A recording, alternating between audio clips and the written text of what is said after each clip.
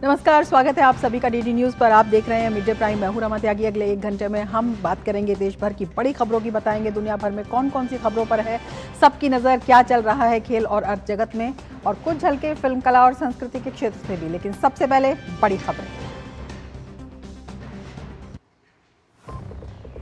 SIR को लेकर चुनाव आयोग की आज अहम प्रेस कॉन्फ्रेंस। सूत्रों के अनुसार आगामी 1 नवंबर से कई राज्यों में शुरू हो सकती है मतदाता सूची के पुनरीक्षण की प्रक्रिया।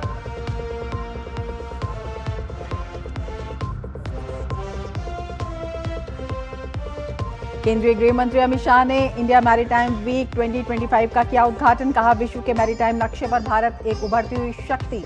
शिप बिल्डिंग उद्योग में भारत टॉप के 5 देशों में होगा शामिल।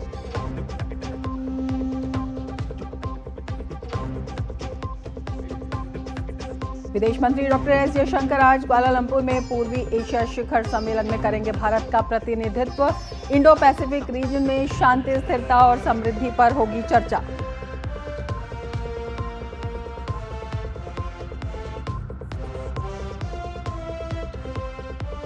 सुप्रीम कोर्ट के प्रधान न्यायाधीश बी.आर. गवई ने अपने उत्तराधिकारी के तौर पर की जस्टिस सूर्यकांत के नाम की सिफारिश। जस्टिस गवई का 23 नवंबर को पूरा हो रहा है कार्यकाल।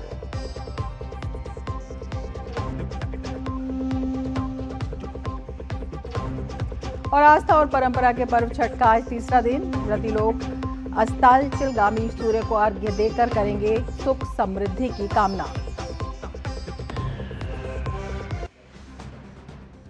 और अब विस्तार से समाचार। बिहार विधानसभा चुनाव के पहले और दूसरे चरण के लिए प्रचार जोरों पर है। पहले चरण के लिए 6 नवंबर को 121 विधानसभा क्षेत्रों में मतदान होगा, जबकि दूसरे चरण में 11 नवंबर को 122 विधानसभा सीटों पर वोट डाले जाएंगे। एनडीए और महागठबंधन दोनों के वरिष्ठ नेता और स्टार प्रचारक ताबड़तोड़ चुनावी रैलियां कर रहे हैं। भारतीय जनता पार्टी, जनता दल यूनाइटेड, राष्ट्रीय जनता दल और कांग्रेस सहित विभिन्न दलों के बड़े नेता और स्टार प्रचारक चुनाव प्रचार में लगे हुए हैं।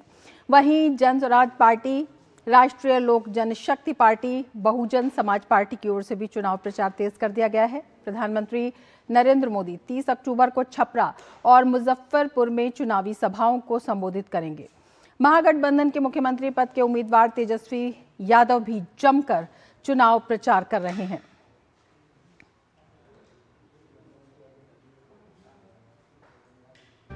और बिहार भाजपा अध्यक्ष दिलीप जायसवाल ने तेजस्वी यादव के विवादित बयान पर उन्हें घेरा। तेजस्वी यादव पर निशाना साधते हुए उन्होंने कहा, इंडी गठबंधन के पास अब कोई मुद्दा नहीं रह गया है। जनता और मतदाता तेजस्वी यादव और राहुल गांधी की जुमलेबाजी में नहीं पड़ने वाले हैं। दिलीप जायसवाल ने एनडीए की जीत का दावा भी किया। ये लोग और अब जो है कांग्रेस, राजद, जो इनका महागठबंधन है, इंडी गठबंधन, अब जुमलेबाजी करेगा 1 सप्ताह तक, क्योंकि जुमलेबाजी के अलावा इनके पास अब कोई मुद्दा नहीं रह गया, मुद्दा विहीन है। जनता और मतदाता अब तेजस्वी यादव, राहुल गांधी के जुमलेबाजी में पड़ने वाला नहीं है, और मतदाता ने मन बना लिया है कि एनडीए की सरकार 2/3 बहुमत से बनेगी। और बिहार में विधानसभा चुनाव से पहले सियासी पारा चढ़ा हुआ है। जदयू नेता नीरज कुमार ने राजद पार्टी पर निशाना साधते हुए कहा कि राजद नेता तेजस्वी यादव को संविधान की एक प्रति पढ़ने के लिए देने की बात भी उन्होंने कही। और आपको बता दें कि राजद नेता तेजस्वी यादव ने कहा था कि यदि महागठबंधन की सरकार बनती है तो वक्फ अधिनियम को कूड़ेदान में फेंक दिया जाएगा। वक्फ संशोधन विधेयक पार्लियामेंट से पारित हो गया, सुप्रीम कोर्ट ने विचार करके मुहर लगा दिया। क्या राज्य सरकार को यह अधिकार प्राप्त होता है? अरे यह गुनाह कबूल करो ना, कबूलनामा जारी करो कि वक्फ की संपत्ति लूटी जा रही थी और लालू यादव बैठे हुए थे। अंजुमन इस्लामिया हॉल पटना में है, खंडहर बना दिया था, नीतीश कुमार जी ने उसको शीश महल बना दिया। वक्फ की संपत्ति का विकास अगर देखना है तो पटना में विभिन्न इमारतें हमने बनाई है, सीमांचल के इलाके में बनाया है जहां मल्टीपर्पस बिल्डिंग है। आपको तो महुआ बाग का मकान बनाने की चिंता है, मौका मिलने दीजिए ना। इस बार सरकार बनेगी तो शहरी हदबंदी कानून की मांग करेंगे और लालू यादव जैसे भ्रष्ट लोगों की संपत्ति को जब्त किया जाए। और भाजपा के प्रवक्ता अजय आलोक ने तेजस्वी यादव के वक्फ कानून को कूड़ेदान में फेंकने वाले बयान पर कड़ी प्रतिक्रिया दी है। अजय आलोक ने कहा कि बिहार में महागठबंधन के मुख्यमंत्री चेहरा बनाए गए तेजस्वी का दिमाग खाली हो गया है, इसीलिए ऐसी बात कर रहे हैं। चुनाव आयोग को तेजस्वी पर एक्शन लेना चाहिए। जिसके दिमाग का खाना खाली हो वही ये बात कर सकता है।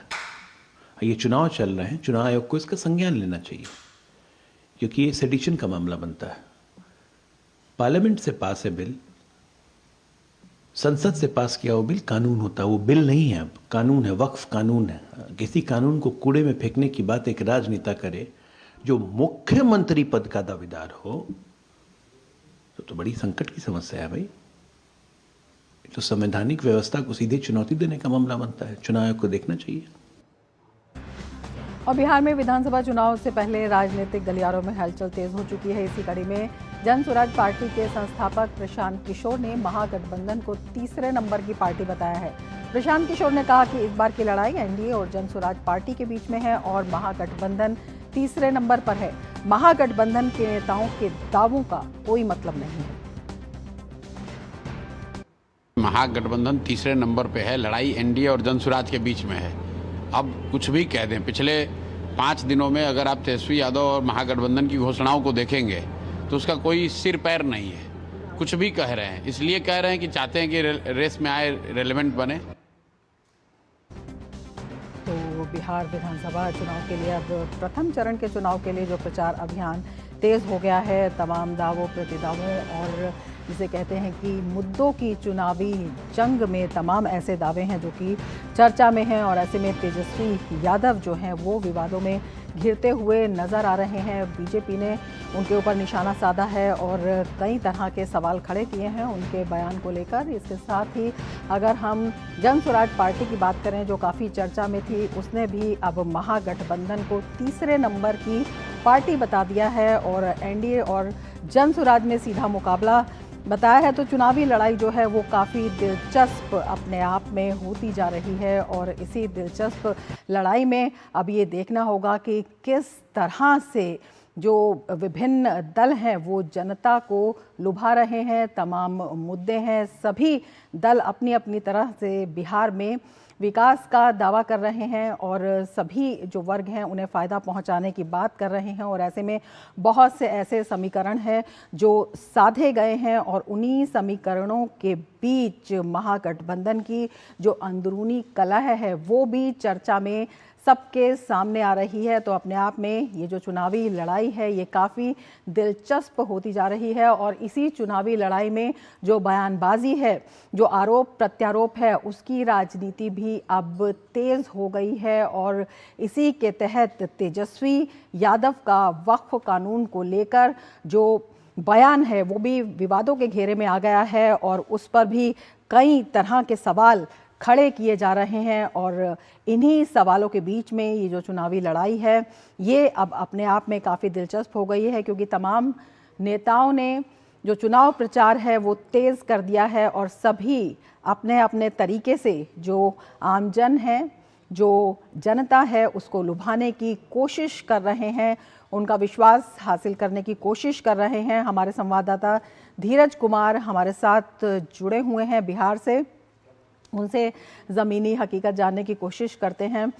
धीरज, सबसे पहले आपसे यही जानना चाहेंगे, जिस तरह से चुनाव प्रचार ने तेज़ी पकड़ी है उसी में जो विभिन्न बयान हैं उन पर जो आरोप प्रत्यारोप है उस पर भी तेज़ी आ गई है। विशेषकर तेजस्वी यादव का अगर वक्फ कानून को लेकर बयान देखते हैं, विवादों में घिर गए हैं, कई तरह के सवाल बीजेपी ने उठाए हैं। जी बिल्कुल, आपने सही कहा है। आज का जो दिन है बिहार के लिए जो बड़ा दिन है क्योंकि छठ महापर्व है और आप हमारे पीछे भी अगर आपके कानों तक आवाज़ सुनाई दे रही होगी कि किस तरीके से यहाँ के लोक आस्था के महापर्व छठ पर्व को मनाते हैं, तो उसकी भी तैयारी है। दूसरी तरफ ये हम देख रहे हैं कि किस तरीके से जो नेता हैं, जो लोग हैं, वो अपने अपने प्रचारकों के लिए, अपने अपने नेता के लिए प्रचार करने के लिए निकल पड़े हैं। हालांकि अब से मुझे ऐसा लग रहा है कि थोड़ी देर में ये प्रचार का कार्यक्रम थमेगा, क्योंकि जबकि छठ महापर्व का जो कार्यक्रम शुरू होगा तो लोग उसमें व्यस्त हो जाएंगे। लेकिन इस बीच एक बड़ी ये खबर है कि अभी तेजस्वी यादव जो कि महागठबंधन के जो मुख्यमंत्री के उम्मीदवार हैं उन पर उनके भाई तेज प्रताप ने ही हमला बोला है। अभी महुआ विधानसभा सीट पे अपने चुनाव प्रचार के दौरान उन्होंने साफ तौर पे कहा है कि तेजस्वी यादव ये ना बताएं कि मुख्यमंत्री कौन बनेगा। मुख्यमंत्री जो बनेगा वो मुख्यमंत्री बिहार की जनता तय करेगी, ना कि तेजस्वी यादव तय करेंगे कि बिहार का मुख्यमंत्री कौन होगा। तो घर से ही एक विरोधाभास आवाज, एक बुलंद आवाज देखने को मिल रहा है। इसके अलावा जो जीतन राम मांझी हैं, जो हब पार्टी के नेता हैं और केंद्र में मंत्री भी है, उन्होंने भी अभी तेजस्वी यादव पर हमला बोला है और उन्होंने साफ तौर पर यह कहा है कि तेजस्वी यादव ने लोक लुभावन जो लोगों को वायदे कर रहे हैं, जो जनता को गुमराह कर रहे हैं, क्योंकि कल ही तेजस्वी यादव ने 5 वायदे बिहार की जनता के साथ किए थे, जिसमें कि पीडीएस प्रणाली में जो लोग काम कर रहे हैं उनके मानदेय को भी उन्होंने बढ़ाने की बात कही थी। ग्राम कचहरी से जुड़े हुए जो लोग हैं उनका भी उन्होंने मानदेय दुगुना करने का उन्होंने जो एक वायदा जनता के बीच में किया था। तो साफ तौर पे जीतन राम मांझी का ये कहना था कि अब तो कम से कम तेजस्वी यादव को जनता को गुमराह करना बंद कर देना चाहिए, क्योंकि तेजस्वी यादव ने जनता से ये भी कह दिया कि हम हर परिवार को एक नौकरी देंगे। सवाल ये उठता है कि बिहार में अभी मात्र 26 लाख लोगों के पास सरकारी नौकरी है, तो 3 करोड़ परिवारों को जो नौकरी देने का वायदा तेजस्वी यादव कर रहे हैं, आखिर ये वायदा कैसे पूरा होगा, कहां से नौकरी आएगी? और अगर नौकरी लोगों को दे भी देते हैं तो उन लोगों को तनख्वाह कहां से आएगी? क्योंकि बिहार का जो बजट है और जिस प्रकार से वायदे तेजस्वी यादव के द्वारा किए जा रहे हैं, उन वायदों के अनुरूप बिहार का बजट नहीं है। तो एक तरीके से तेजस्वी यादव बिहार की जनता को गुमराह करने की कोशिश कर रहे हैं।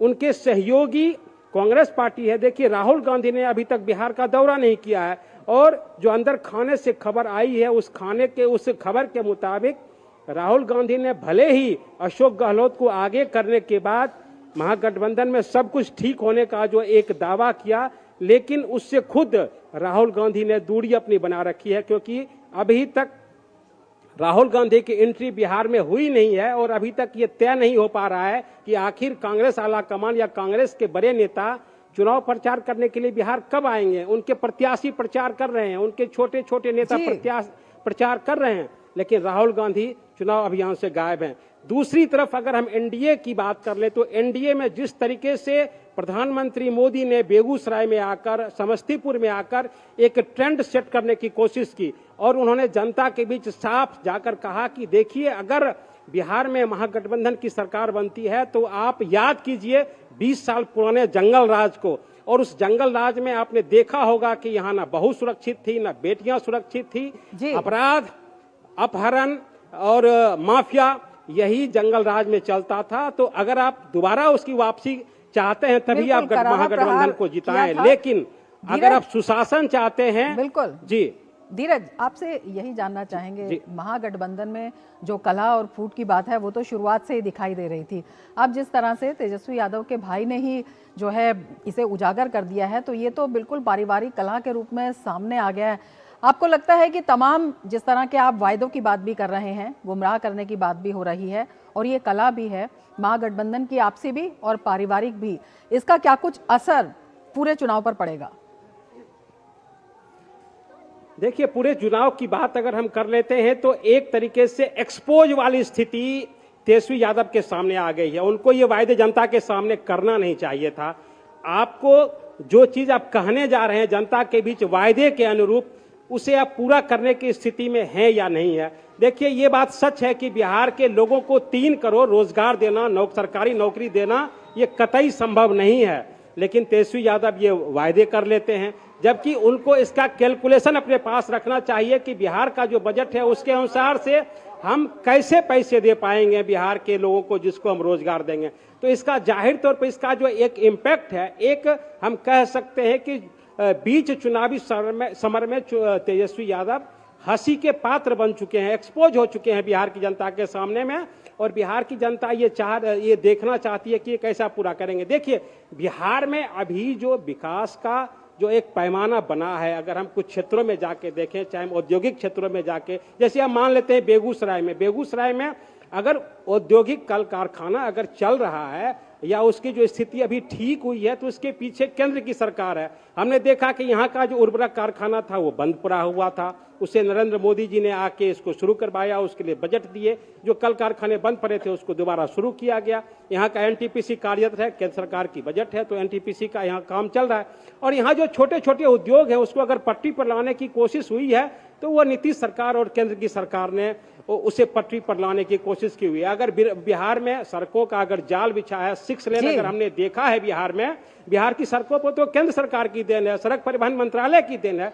उसमें एक तरीके से हम कहा जा सकता है कि बीते सालों में जंगल राज से दूर या अपहरण, लूट और माफिया की संस्कृति से दूर अगर बिहार में सुशासन की संस्कृति बनी है, लॉ ऑर्डर बना है, और या हम ये कहें कि बिहार अगर पटरी पर आने की कोशिश में है तो उसके पीछे नीतीश कुमार और नरेंद्र मोदी की सरकार है। और जो वायदे जो इस चुनावी मध्य में तेजस्वी यादव कहने जा रहे हैं तो उसका एक बड़ा इम्पैक्ट यहाँ की जनता बिल्कुल, जनता जो है इसकी उनके जो पड़ताल जो है जरूर कर रही है।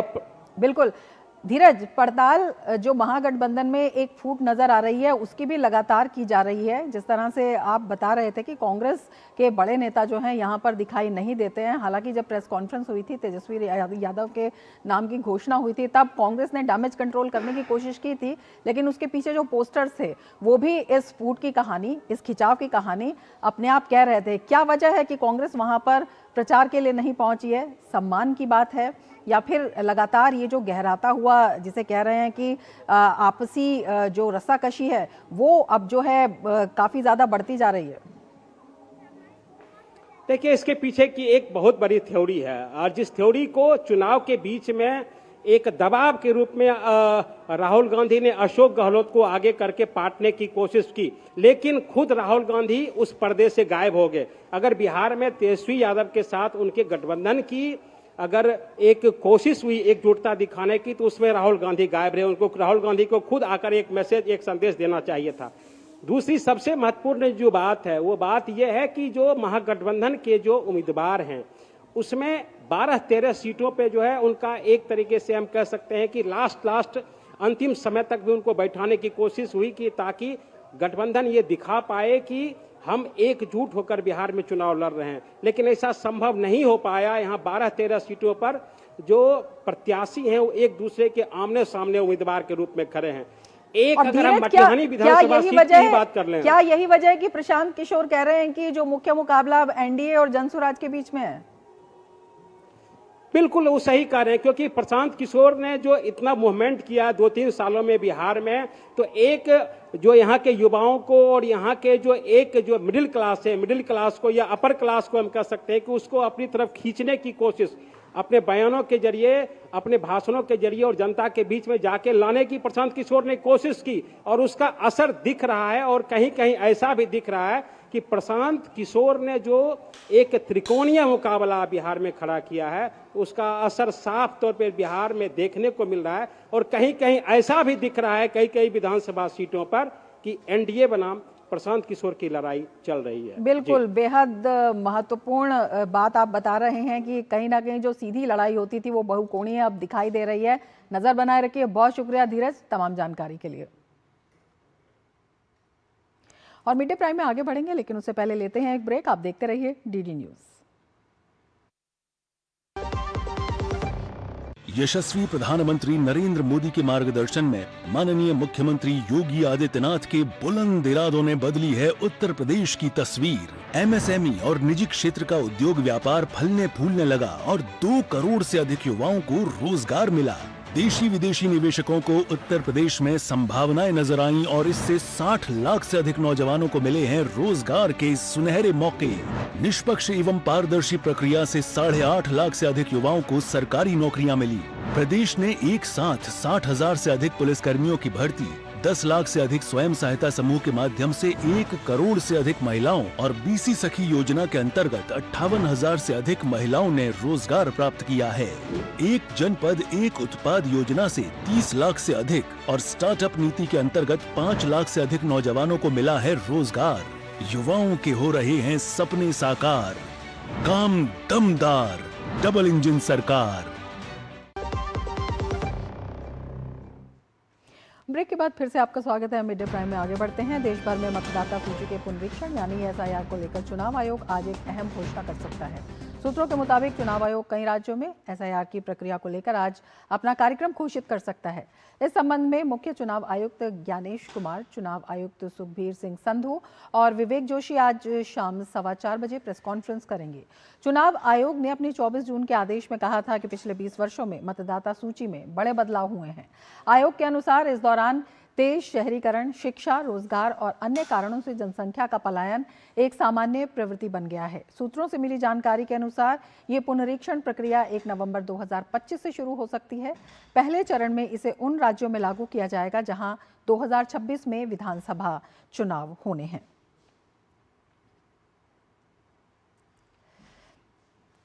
और हमारे संवाददाता ऋषि हमारे साथ जुड़े हुए हैं इस खबर पर और जानकारी के साथ।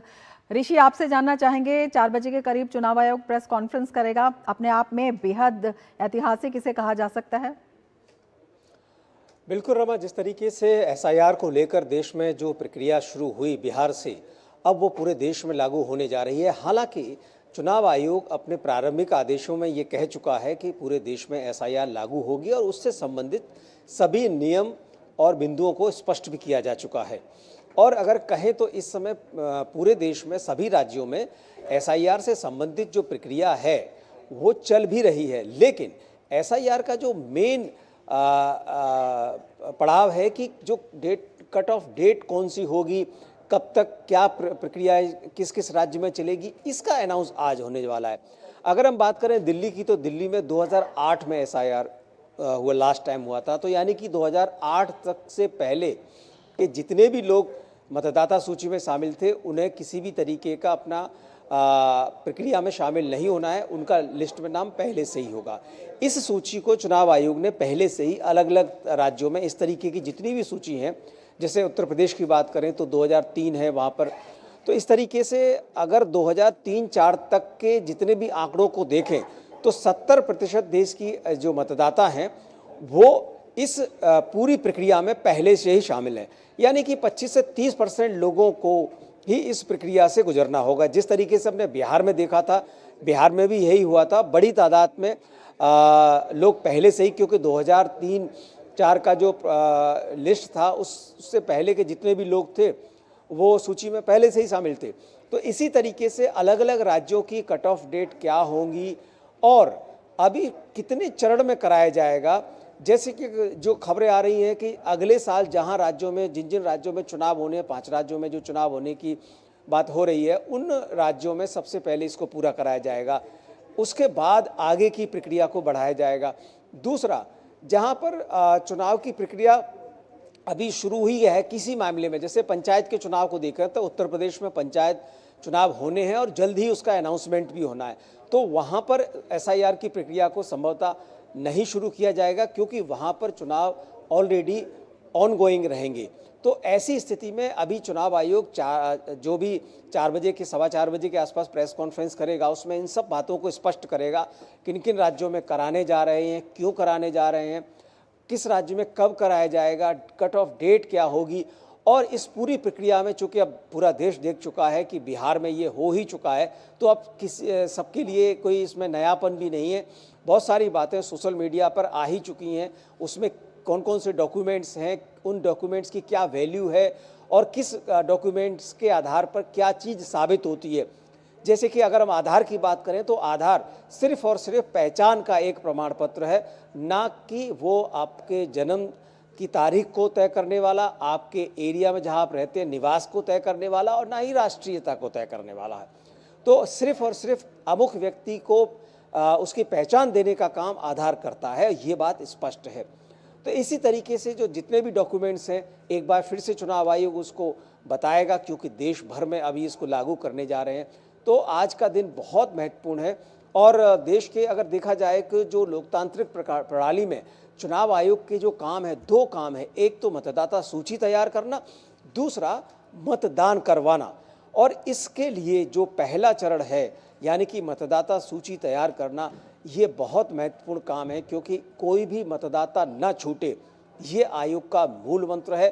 और कोई भी गलत मतदाता ना हो, किसी का डबल नहीं हो, डुप्लीकेसी नहीं हो, जो राष्ट्रीयता की शर्तें पूरी नहीं करता है वो नहीं होना चाहिए, जो उम्र पूरी नहीं करता 18 वर्ष की वो भी नहीं होना चाहिए। तो इन सब चीज़ों को भी अब आयोग सुनिश्चित कर रहा है और देश के लिए मुझे लगता है आने वाले 20 साल के लिए एक तरीके से ये समाधान भी हो जाएगा कि SIR हो चुकी है और ये धीरे धीरे आगे के चरणों में देखने को मिलता रहेगा। बिल्कुल पारदर्शिता है और कोई भी मतदाता ना छूटे और इसके अलावा बहुत सारा जो फर्जीवाड़ा होता था मतदाता सूचियों में पहले वो भी जो है बंद हो, ये इसके आधार रहेंगे। ऋषि, आपसे ये भी समझना चाहेंगे, जिस तरह से आपने बताया कि प्रायोरिटी रहेगी कि जिन राज्यों में चुनाव होना है उससे पहले उनका हो जाए, फिर भी ये जो प्रक्रिया रहेगी इसके और क्या क्या आधार रहेंगे? इसके अलावा जो कई राज्य थे उनमें से कई सवाल भी उठे थे, उसके बारे में भी आपसे पूछना चाहेंगे और किस तरह से जो है तमाम समाधान सुनिश्चित करती हुई ये प्रेस वार्ता जो है दिखाई देगी। बिल्कुल रमा, जिस तरीके से आपका सवाल है मैं उसको समझ रहा हूं, क्योंकि कई राज्यों से अभी तक तमाम राजनीति भी दिखाई देखने को मिल गई है। चुनाव आयोग ने पिछली बार भी जब बिहार की चुनावों की तारीख का ऐलान किया था उस समय भी कुछ सवालों को लिया था और उस समय ये कहा था कि SIR कराना क्यों ज़रूरी है, किस तरीके से हुआ है, और जो अगले सवाल थे चाहे वो पश्चिम बंगाल हो या अन्य राज्यों की तरफ से जो उसमें आपत्ति दर्ज कराई जा रही थी कि हम इसको होने ही नहीं देंगे या इसमें ये चीज़ होनी चाहिए, समय कम है।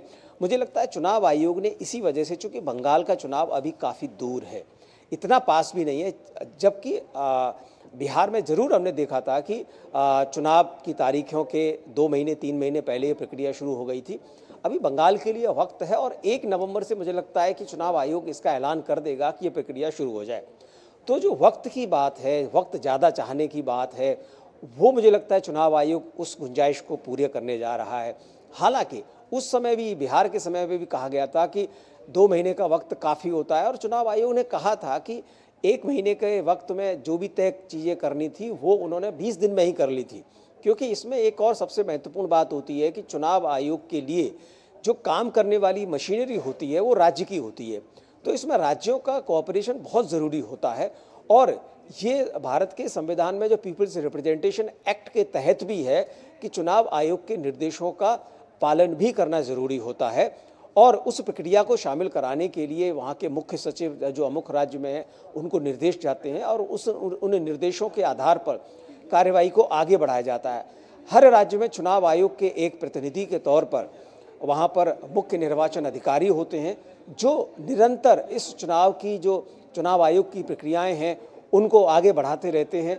अभी हमने देखा कि मुख्य निर्वाचन अधिकारियों के साथ, CEO के साथ, सभी राज्यों के और केंद्र शासित प्रदेशों के CEO के साथ चुनाव आयोग ने 2 दिन की मंत्रणा की, बल्कि मंत्रणा नहीं कि सभी तैयारियां मुकम्मल हैं या नहीं है, इसकी उन्होंने तस्दीक की। और चुनाव आयोग ने जब ये सुनिश्चित कर लिया कि सभी राज्यों में ये तैयारियां हो चुकी हैं, तभी आज का दिन ये मुकर्रर किया गया, तभी आज का दिन ये चुना गया है। मुझे लगता है किसी भी तरीके का कोई अड़चन कोई भी नहीं आनी चाहिए, क्योंकि देश में हमारे संघीय जो व्यवस्था है उस व्यवस्था के साथ साथ संविधान केंद्र को भी अधिकार देता है, राज्य को भी अधिकार देता है और इन अधिकारों के साथ साथ दायित्वों की भी पूर्ति करना भी हमारे जैसे सभी नागरिकों का ही कर्तव्य होता है। तो ऐसे में सभी की नजरें बनी रहेंगी, ये सुनिश्चित हो ही जाएगा कि कॉन्फ्रेंस पर। बहुत शुक्रिया ऋषि तमाम जानकारी के लिए। आगे बढ़ेंगे। भाजपा ने पश्चिम बंगाल की सत्ताधारी पार्टी TMC पर SIR के मुद्दे पर निशाना साधा है। भाजपा प्रवक्ता शहजाद पूनावाला ने कहा कि TMC SIR के खिलाफ जनता को भड़काने और अफवाह फैलाने का काम कर रही है। SIR के नाम पर भड़काऊ भाईजान कमेटी एक बार फिर से काम पर। जमीयत उलेमा उल हिंद के अध्यक्ष बंगाल में और TMC के मंत्री सिद्दीकुल्लाह चौधरी ने फिर से एक बार SIR के मुद्दे पर भड़काया है। कहा है कि SIR होगा तो गर्दनें काटी जाएंगी। मतलब सोचिए, पहले इन्होंने वक्फ पे भड़काया, दंगे हुए बंगाल में, CA के नाम पर भड़काया, उसमें भी दंगे हुए, और अब SIR के नाम पर भड़काया जा रहा है। SIR इलेक्शन कमीशन के द्वारा किया जाता है। SIR के खिलाफ जितना प्रोपेगेंडा फैलाया गया, सुप्रीम कोर्ट में क्या निकला? कोई स्टे नहीं हुआ। उसमें कहा गया कि आप बहुत पैशन दिखाते पर कोई रीजन नहीं देते। फर्जी एफिडेविट डाले गए। जो 45 लाख नाम डिलीट हुए SIR से, उसके खिलाफ 10 अपील भी फाइल नहीं कर पाए। पर किस प्रकार से हिंसा भड़काने की बात की जा रही है, और वो भी मंत्रियों के द्वारा, ये दिखाता है इनके लिए वोट नीति, राष्ट्र नीति और देश नीति के ऊपर है। केवल वोट बैंक के ऊपर कुछ नहीं है और वोट बैंक संविधान के ऊपर है।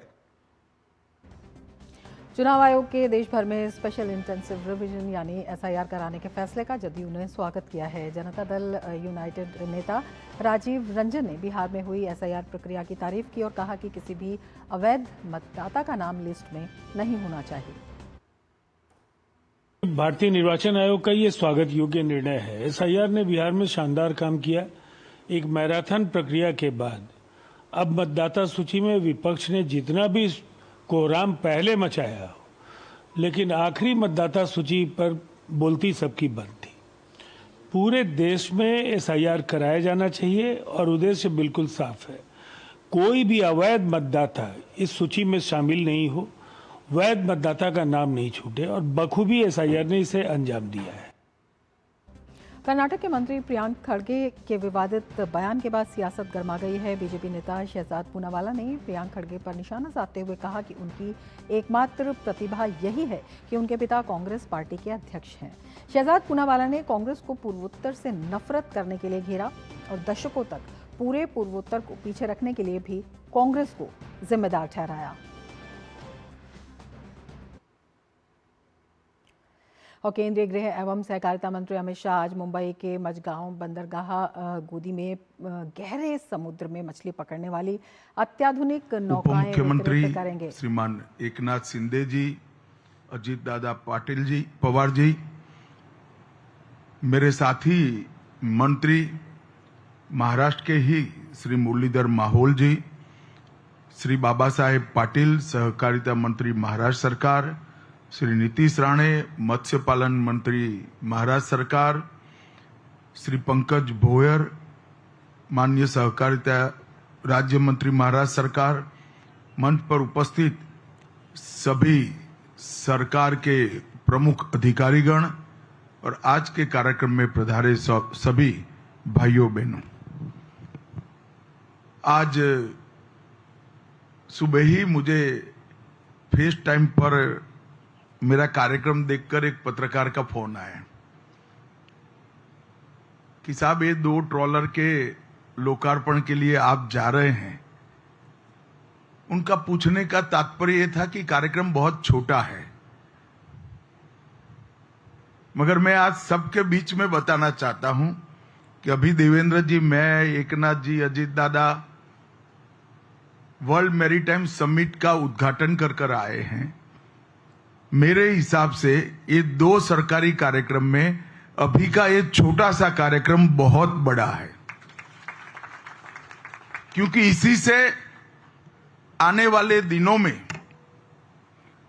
न केवल भारत की मत्स्य संपदा की संभावनाओं का दोहन करने की क्षमता बढ़ेगी, परंतु मत्स्य उद्योग का जो मुनाफा है वो मेहनत करने वाले, हमारे मत्स्य पालन करने वाले गरीब सहकारिता के किसान के घर में पहुंचेगा। इसका ये यंत्रणा है। कई सारे ट्रॉलर है ऐसे, कोई नई बात नहीं है, मगर हर ट्रॉलर वहां जो मत्स्य पालन का काम करता है वो व्यक्ति तनख्वाह से काम करता है। ये ट्रॉलर में जो मच्छीमारी करेगा उसका पूरा मुनाफा कोऑपरेटिव बेसिस पर हर मच्छीमार के घर में पहुंचेगा। ये बहुत बड़ी बात है और इस कंसेप्ट को फॉर्मलाइज करने के लिए बहुत समय लगा है।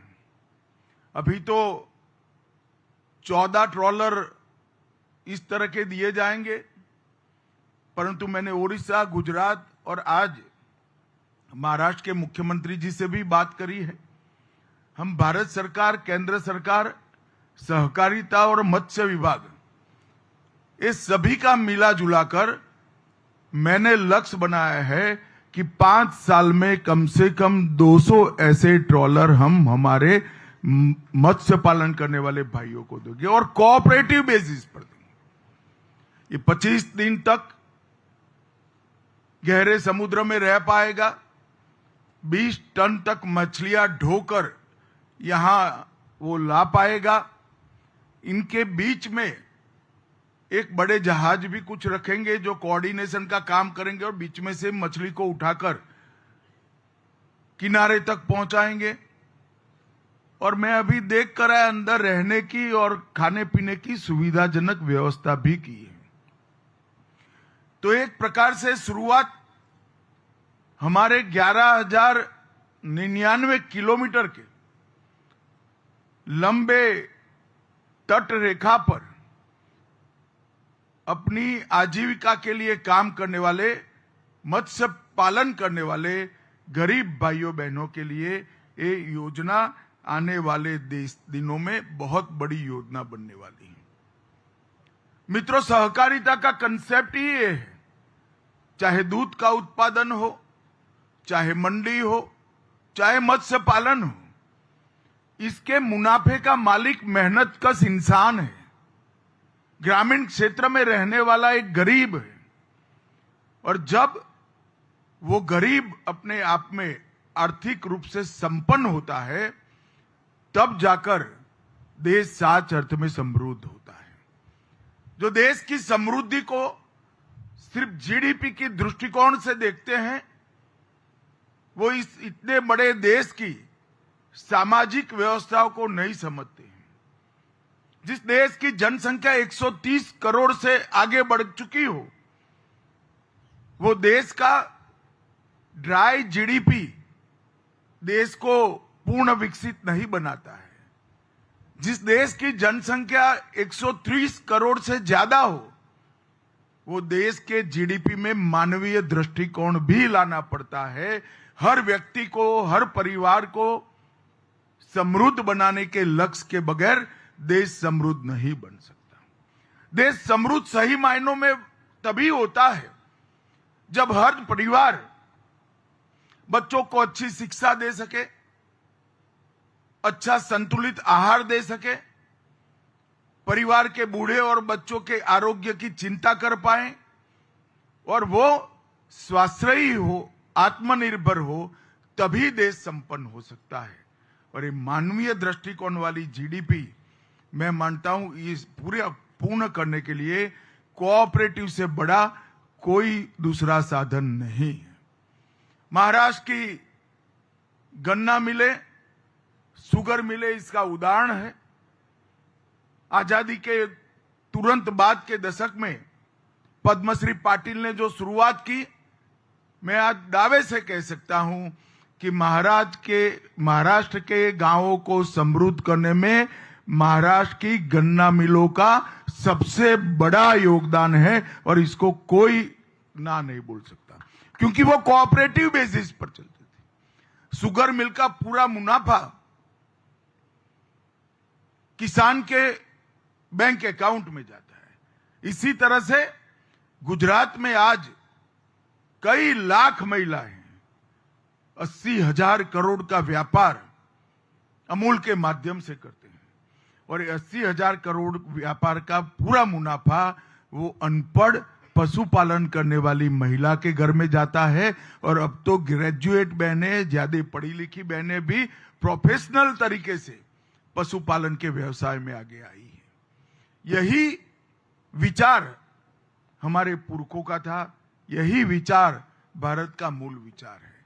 इसलिए मुझे बड़ा आनंद है और मैं विशेषकर आज यहां इसीलिए आया हूं कि सहकारिता मत्स्य पालन में भी हमारे मत्स्य पालन करने वाले सभी भाइयों बहनों के जीवन का आधार बने।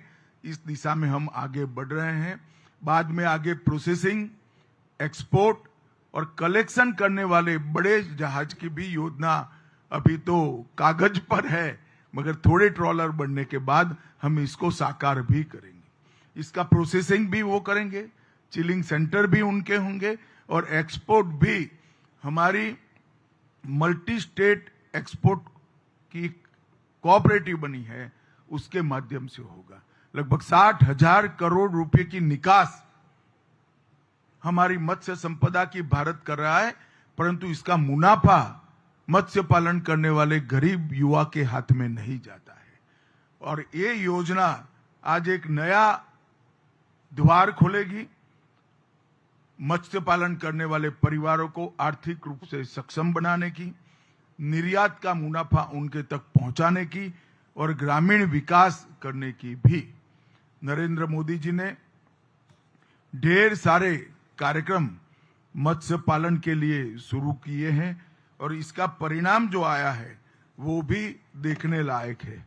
2014-15 में भारत का कुल मत्स्य संपदा का उत्पादन 102 लाख टन था, आज बढ़कर 195 लाख टन तक पहुंचा है। डोमेस्टिक उत्पादन 67 लाख टन था और अब 147 लाख टन 147 लाख टन पहुंचा है और मैरीटाइम उत्पादन 35 लाख से बढ़कर 47 लाख टन पहुंचा है। यही बताता है कि 11,000 किलोमीटर लंबी हमारी कोस्ट लाइन पर बहुत बड़ी संभावना पड़ी है मैरीटाइम उत्पादन बढ़ाने की। 67 से लेकर 147 तक 67 से 147 लाख टन का मतलब 119% की बढ़ोतरी मीठे पानी में मत्स्य पालन की हुई है और मैरीटाइम में 35 से लेकर 35 से बढ़कर 47 लाख टन। अपार संभावनाएं 11,000 किलोमीटर लंबी तट रेखा में पड़ी है और उसका दोहन करना और कोऑपरेटिव बेसिस से उसका मुनाफा हमारे मछुआरा भाइयों बहनों तक पहुंचाना, ये हमारे मंत्रालय ने लक्ष्य रखा है। मैं आज ये लंबी तट रेखा पर काम करने वाले अपने सभी ग्रामीण मछुआरा भाइयों बहनों को विश्वास दिलाना चाहता हूं। 5 साल में हम एक ऐसा तंत्र बनाएंगे जो डेयरी की तरह, गन्ना मिलों की तरह, बाजार समितियों की तरह किसानों के लिए, मछुआरों के लिए काम करेगा और उनकी आर्थिक समृद्धि का कारण भी बनेगा। आज मुझे बड़ा आनंद है कि यहाँ पर हमने एक कोऑपरेटिव को 2 ट्रॉलर दिए हैं और यही हम 200 तक ले जाने का लक्ष्य रखकर आगे बढ़ रहे हैं। फिर इसकी पूरी इकोसिस्टम भी कोऑपरेटिव बेसिस पर बनाएंगे, जैसे डेयरी में बन चुकी है, शुगर में बन रही है, इसी प्रकार की बनाएंगे। मैं आशा करता हूं कि आज जो शुरुआत हुई है इस पर परमात्मा का आशीर्वाद रहेगा और हमारे देश की लंबी तट रेखा पर बसे हुए सभी ग्रामीणों की समृद्धि का द्वार खुलेगा। मैं फिर से एक बार आप दोनों जो यहाँ पर खड़े हैं, आज चाबी लेकर दरिया में जाने की शुरुआत करेंगे, वो दोनों लोगों को बहुत बहुत शुभकामनाएं और बधाई देना चाहता हूं। धन्यवाद।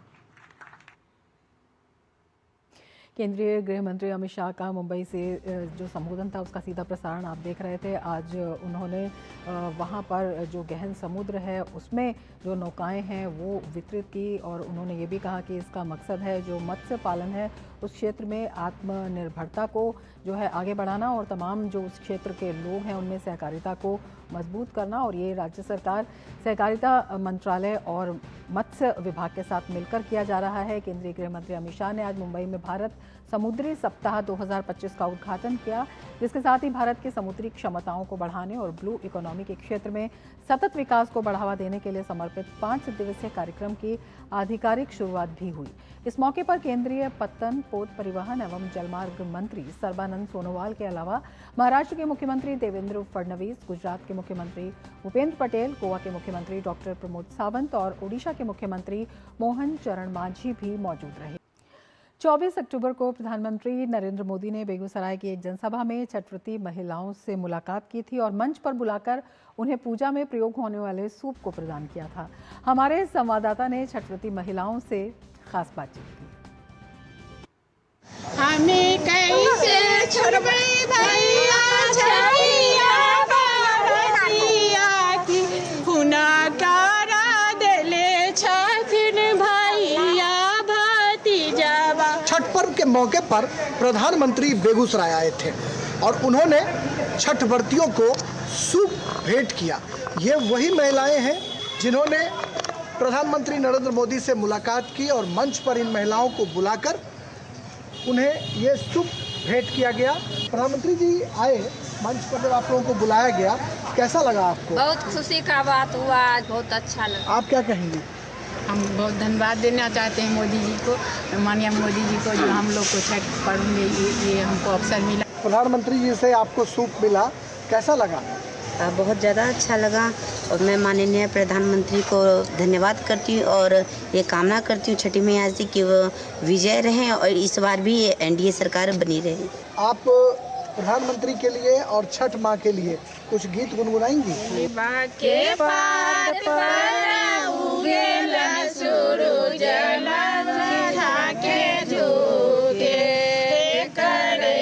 छठ बरतिया से झांके झूके,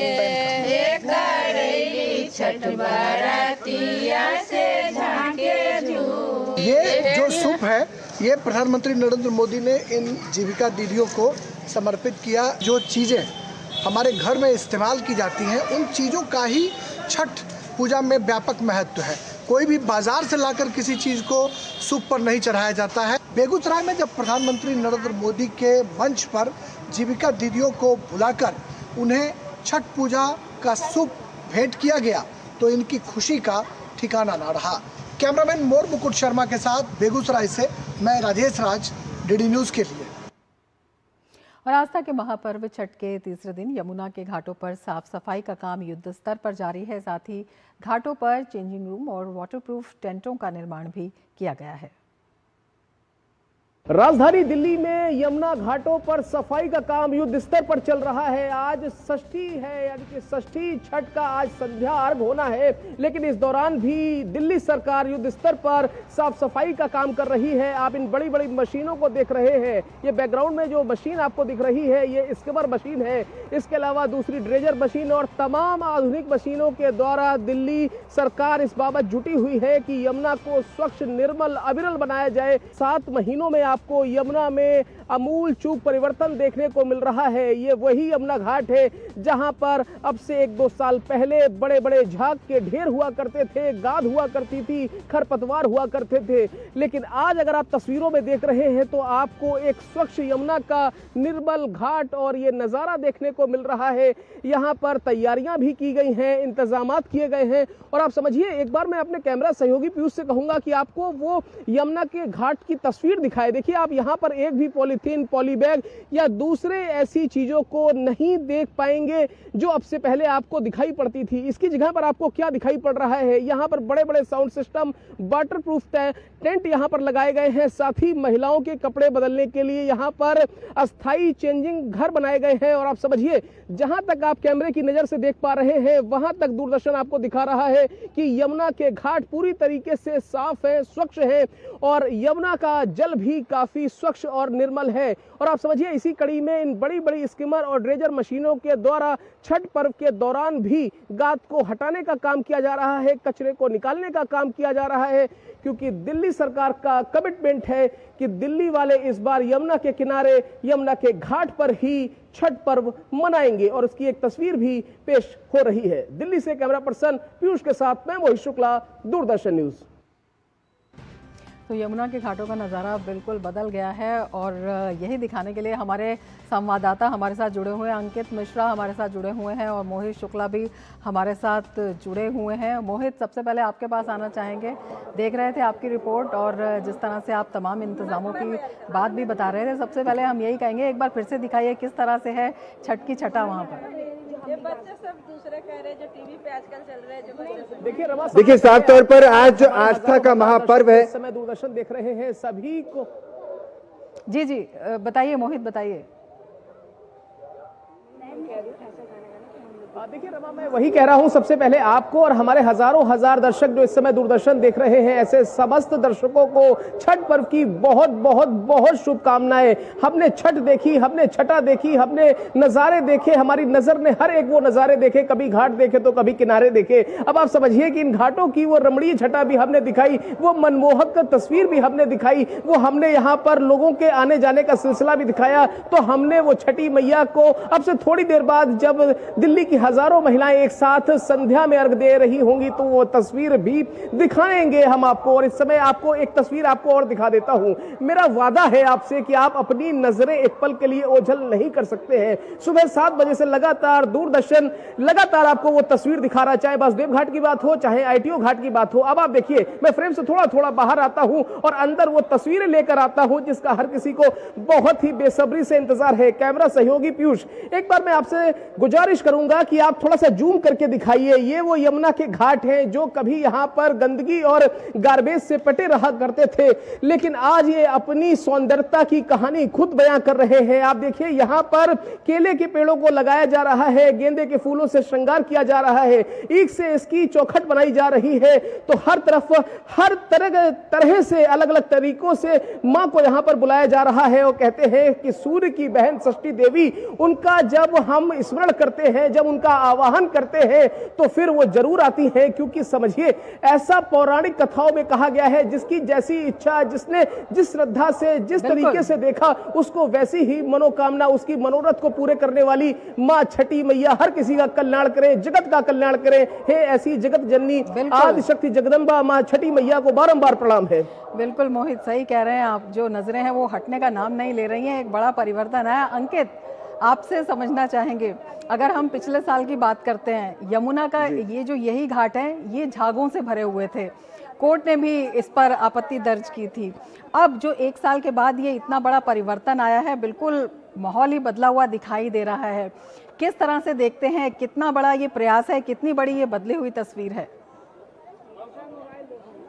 अंकित, देखिए, आस्था का साथ ही आस्था संस्कृति सौहार्द का संगम है, और इसीलिए महापर्व छठ को लेकर के महा कवरेज दूरदर्शन दिखा रहा है। और मेरे साथ कई सारी व्रती महिलाएं खड़ी हैं। लंबा इंतजार रमा इनको करना पड़ा। अब जरा गीतों के साथ शुरुआत करते हैं और उसके बाद आपके उस सवाल का भी जवाब देंगे। मैम, कौन से गीत हैं जो आप आज गुनगुनाना चाहेंगे और देश को इस छठा में छठी मैया के रूप में आपके जरिए पहुंचाना चाहेंगे?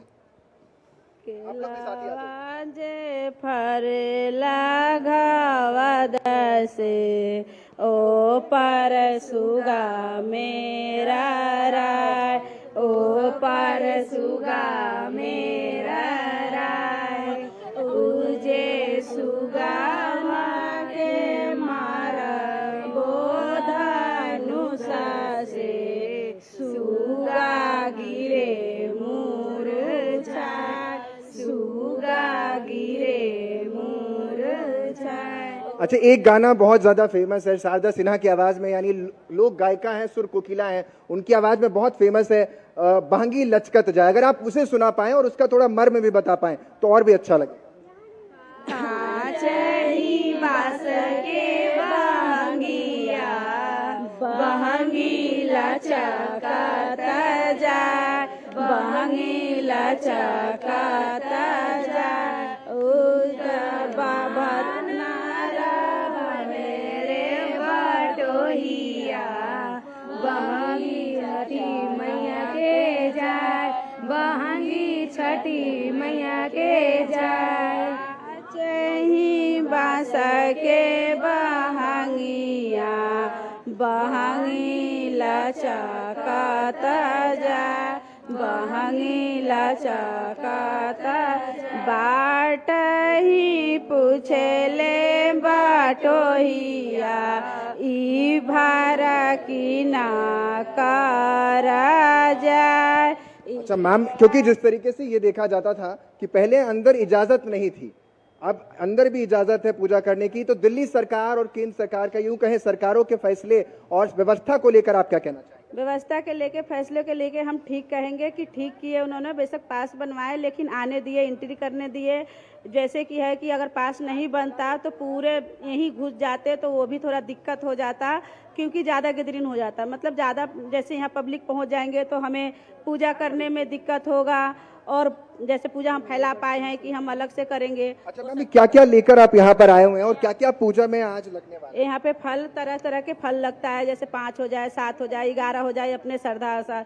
अदरक और लहसुन के डंडी हो सकता है, वो क्या, हाँ, वो अदरक और मूली का डंडा हो जा सकता है। और पुआ पकवान में जैसे ठेकुआ, परकिया, मिठाई, कसार, ये सब बनता है। रात में तैयारी होता है सुबह आने के लिए।